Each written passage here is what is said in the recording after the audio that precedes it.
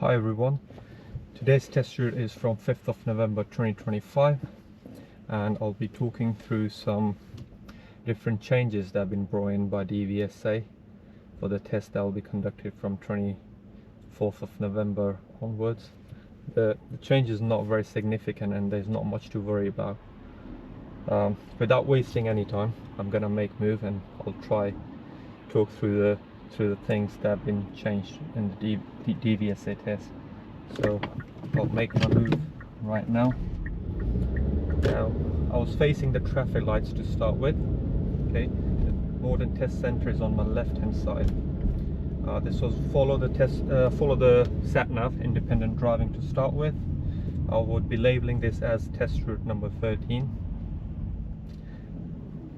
So the test center is now immediate left and the learner was asked to follow sat nav, continue straight ahead at the traffic light. Now some part of this test route is similar by 50% to test route number 10, and specifically the test route number 10 part 2, which has been added to the list separately.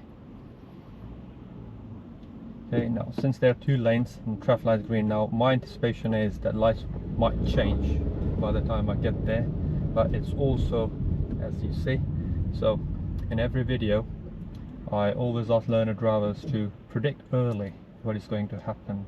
By doing so, I will show less progress to clear this junction, and by doing so I wouldn't slam on my brakes if the lights change. Now while I'm here, the speed limit is 30, so I've just come past the sign where I was talking about the test center being on my left hand side.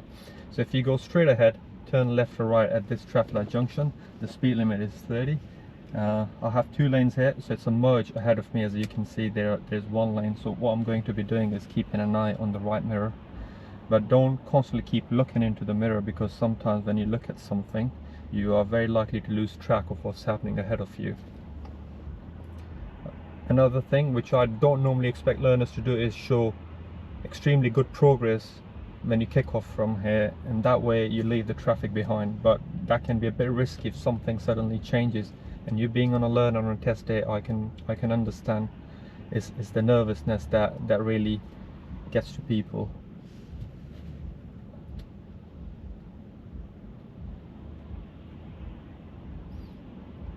I very much tried to have my sat nav set up, but I couldn't find the test route installed in my sat nav, which is why I'm unable to do it. But maybe in the future I'll be able to carry out mock test videos and some educational videos that'll help people improve their skills.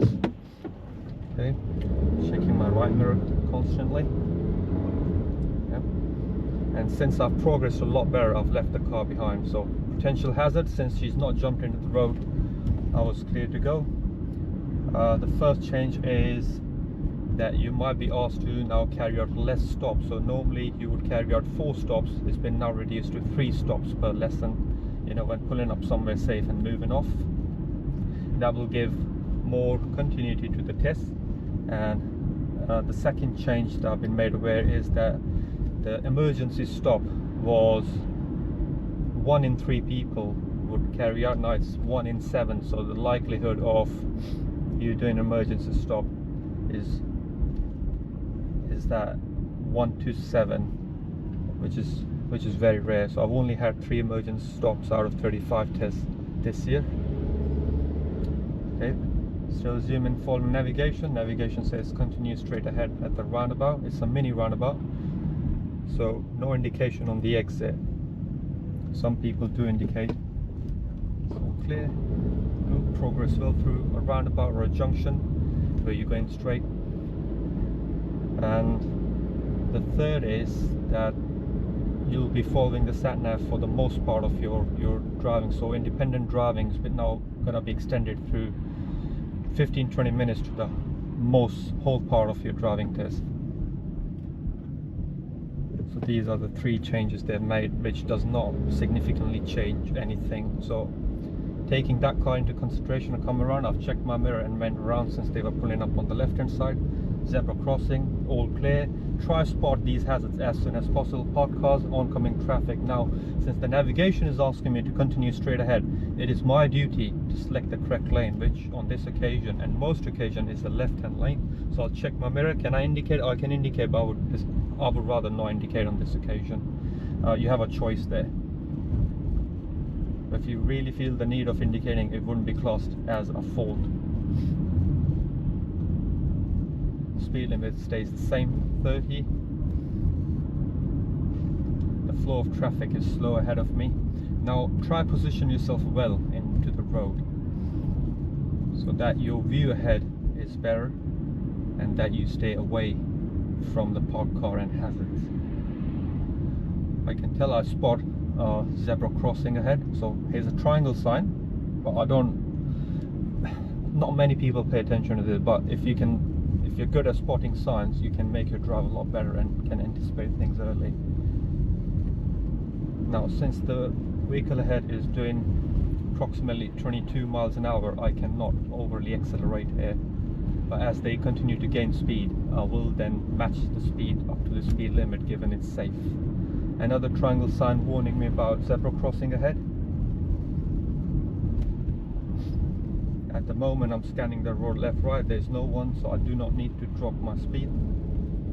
Should someone be walking in the direction of crossing, I would anticipate that they'll be using the crossing. Now, this road may look a bit wider, but since the cars are parked half on the pavement, half on the road, this really disturbs learners' judgment of to how much space are they going to give to the parked car and show clearance. So, next left, there is a signal.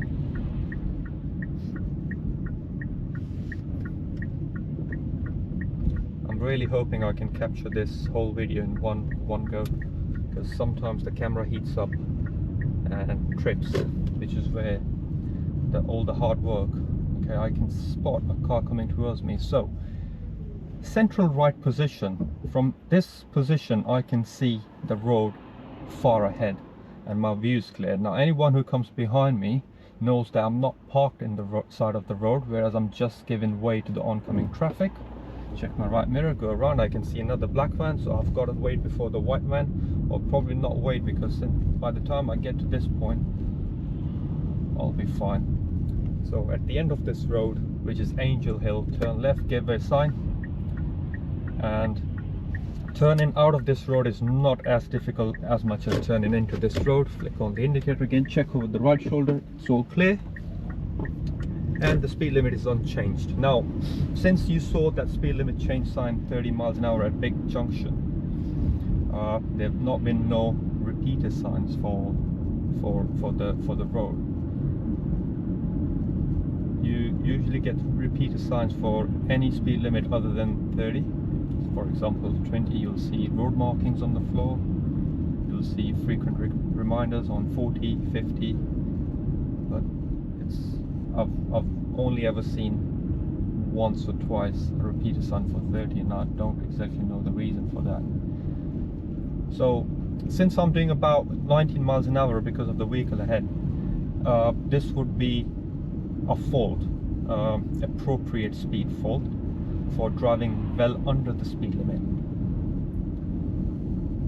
And if you continue to do this on a very long stretch of a road without showing any signs of acknowledging of speed limit and matching it, this can then be classed as a serious fault. It depends, it's examiner's discretion how did they mark you on the day.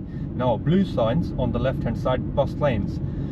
So Monday to Saturday, 7 to 10 a.m, then 4 to 7 p.m, these are the times I must not go into the bus lane. Since it's Sunday, you must use this bus lane, or if it's out of the time, unless you spot a hazard, for example a bus, and you needed to go around the bus, then yes, you can leave the bus lane, but do come back. Now at this point the navigation was telling learner to take the third exit A297. Now from my local knowledge, I know the road markings around Rosehill are absolutely shocking, so they're very fade, they need to be topped up, so it really helps. The speed limit changed to 20 throughout the roundabout. When I exit the roundabout, third exit, the speed limit will change back to 30.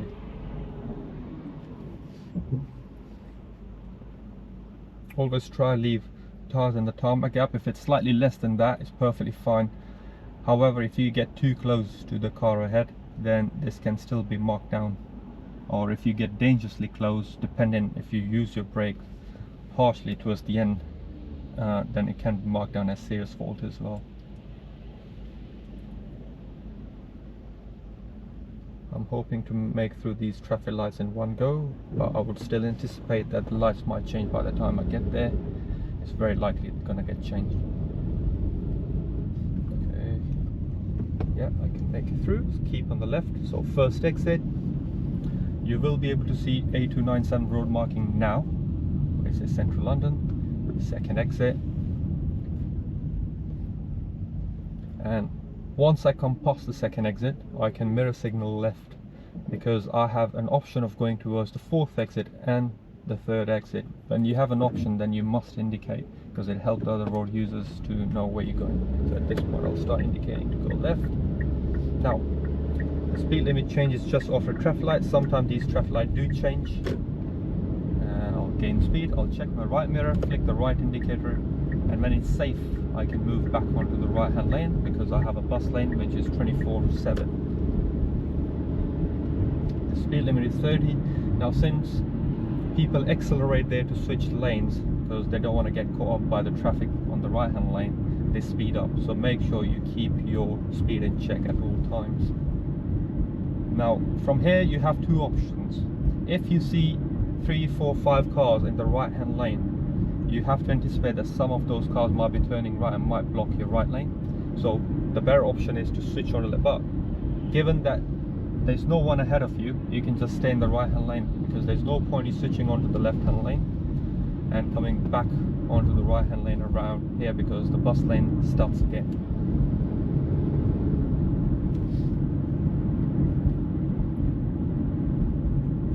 I find myself very lucky to be having this sort of weather, because it really helps improve the video quality and actually look into the signs and the road markings a lot more visible when it's nice, bright and sunny.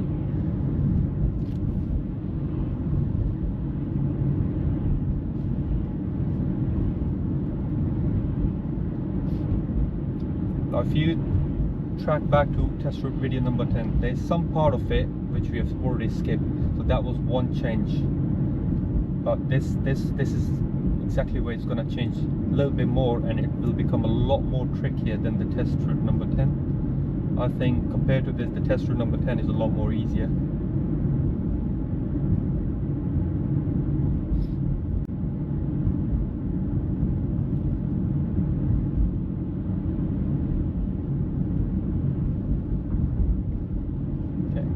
Now, here the navigation will say in about approximately 200 yards, turn right, take the fourth exit. Since there's one no entry, we're going towards Croydon, which is the third available exit. This is that Morden roundabout. To me, this is one of the most difficult roundabouts, not as much the Rosehill. Rosehill is pretty much easier. So I'll start with the right indication. Now, since there are two lanes, I need to hug the roundabout. So I can see the learner driver not indicating to come around, so I'll just carry on. Keep hugging the roundabout, first exit, no entry, keep hugging the roundabout. Since I am around this, I'll start swinging my car out, center left mirror, and now the speed limit changes to 20, so you got to keep an eye out on this. Now, the navigation will ask you to take right turn in about 150 yards, center right mirror, pay attention to the road markings, and make sure you do go into these markings. There's a no entry. Now, this is slightly trickier. What people do is people sometimes get confused where they want to turn. Look at the arrow, and now take a little pause. Check for the oncoming traffic properly. Since it's on the bend, you must go further forward to be able to make your decision. If you are trying to turn early and an oncoming traffic is coming quite fast around the corner, they might catch you off guard. But this road is pretty narrow. It's not as narrow, but it's the buses and the other road users that make it narrow with the parked cars on your left. So make sure you show sufficient clearance.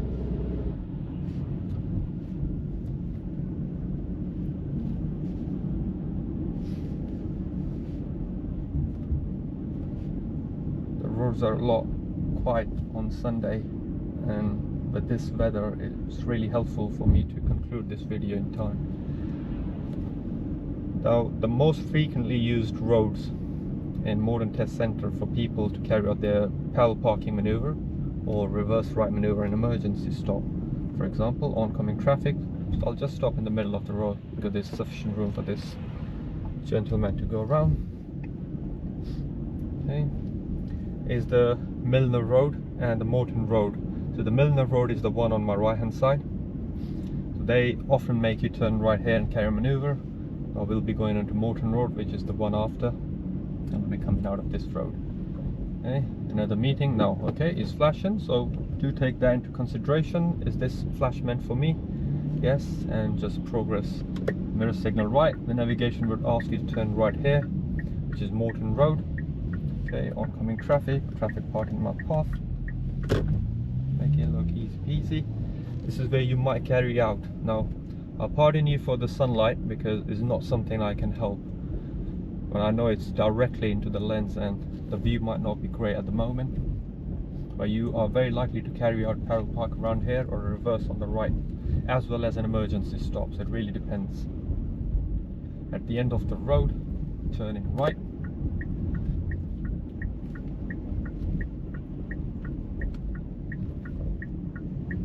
Now my view is blocked, so what do we do here?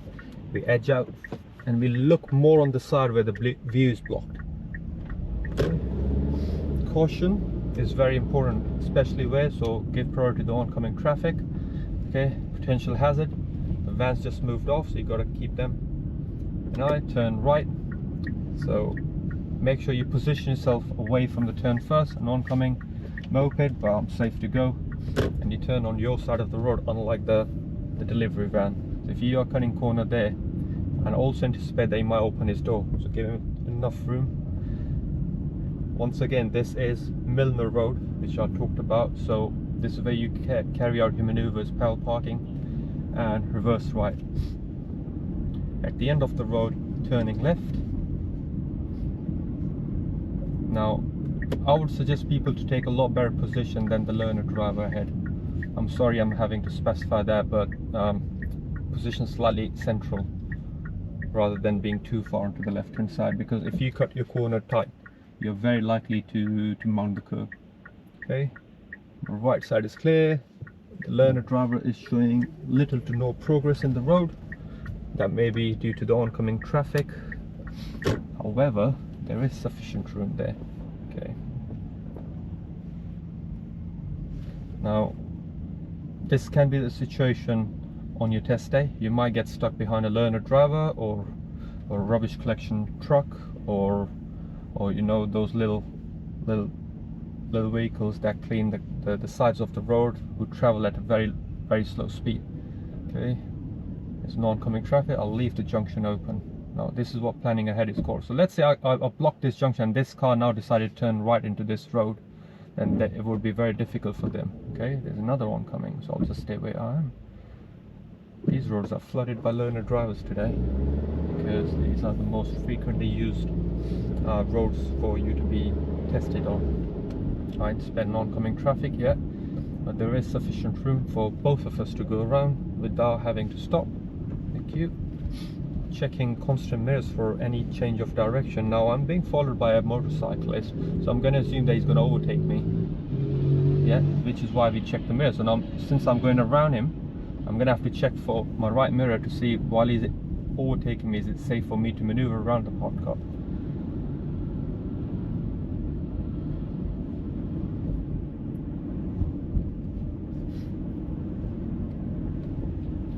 If for some reason I'm unable to complete this video, I'll attach the some part of the test road video number 10. Now turning left here, give way. Now since my view is super clear on the right hand side, I do not need to stop there, I can just carry on. Now the navigation will tell you turn right, take the third exit, available exit, so choose the right hand lane. This is not controversial but a very tricky part. Now the speed limit is 30, as you can see. Now the left arrow is showing me continue straight ahead, which is potentially going first and second exit, but the cars do use the left hand lane to come join you on the third available exit. Now this is exactly where the things get tricky. Now if these cars continue on your left hand side, whereas they should be exiting first or second exit, but if they continue to come around, what option do I have left? You constantly check your mirror and make sure you don't position too close, but also I will be able to show you how to take the third available exit with the cars. I'm anticipating that this white car is going to carry on coming with us. Okay, right indication despite. Okay, so he's taken it. Now, second exit. If I don't have anyone, I can move mirror signal left to the left hand lane, but if I do have someone there, let's say I'll take the top of it. So I have a Mini on my left hand side, so I'll let Mini undertake me so that you can see why is it not safe for me to switch the lane on the roundabout there. Okay, I have a hazard. I'll check my right mirror. No need to indicate since the cars behind are too far. I'm gonna, okay, and the navigation will tell me to turn left. So I've deliberately let this Mini undertake me on the roundabout, but it is to show people if it's safe you switch to the left hand side, but if it's not, just exit the right hand lane and then switch the way I did it. And we'll be turning left here. Now after that exit on the roundabout, your independent driving normally comes to an end, and the examiner will ask you, will be giving you instructions from there on. The speed limit changed to 20 as I turn left from these traffic lights. So I'm sorry I'm slightly behind the speed limit, but if you do roll back 5 seconds you'll be able to spot the signs. Tricky part. So what is tricky about this? There's a crossing ahead of me. If there are two cars and they stop, people end up blocking this junction. Make sure it's a big junction. I can see the hazard and I anticipate they'll use. I'll stop. Now there are three cars behind me, so they have potentially blocked the junction. Okay, once they get to the island I can go. Examiner will ask you to keep carrying on in this lane. Now the lane splits into two around here, but they'll ask you to just carry on. Speed limit 20, and I anticipate the lights might change. And I'll ignore the lights now. Continue in the left hand lane.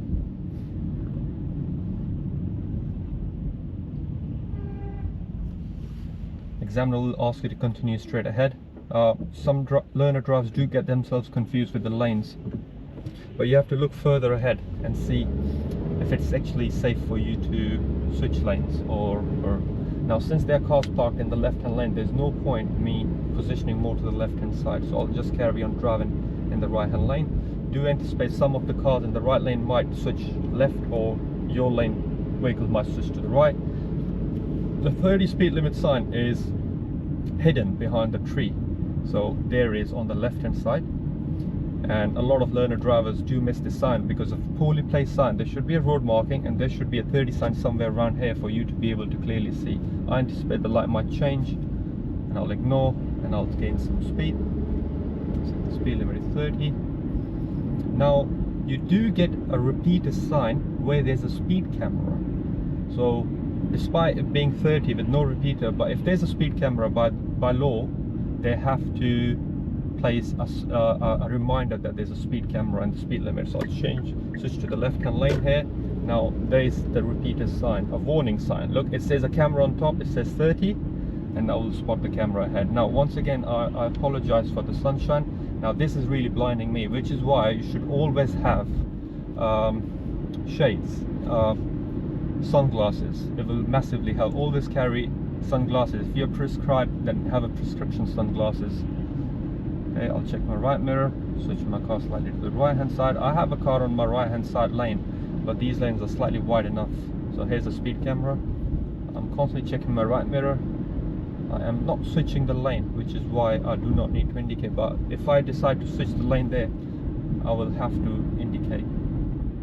The traffic lights unchanged, I'll carry on. Now this last part has really become tricky due to the visibility and the reflection. Speed limit unchanged, continue straight ahead. This is the last part, but it does get a bit tricky further ahead. I anticipate the lights might change. Speed limit unchanged, and I'll just carry on.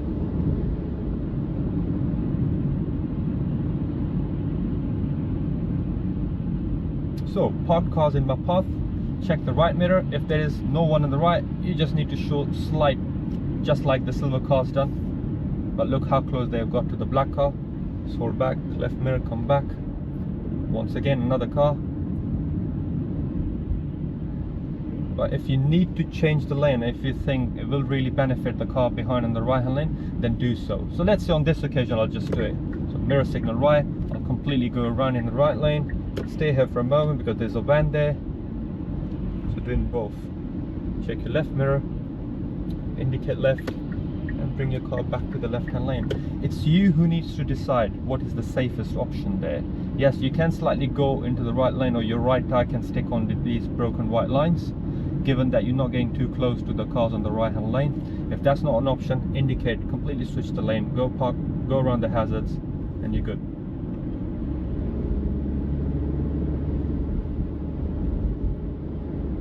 Okay, the examiner will then tell you at the traffic lights turn right. So this is one traffic light junction, turn in right.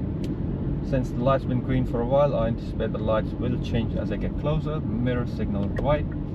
I still anticipate the lights will change. I still anticipate, so I'm going to have to go around this car now. He's taken his chance. No oncoming traffic, lights change, and you turn right. And the examiner will ask you to pull up somewhere safe on the left, or they'll specify, for example, around here, which is where they'll hand over your test results, which I hope is a pass for your test and everything. And that's the end of the video. I hope you enjoy and benefit, and best of luck to everyone who are taking the test. Thank you.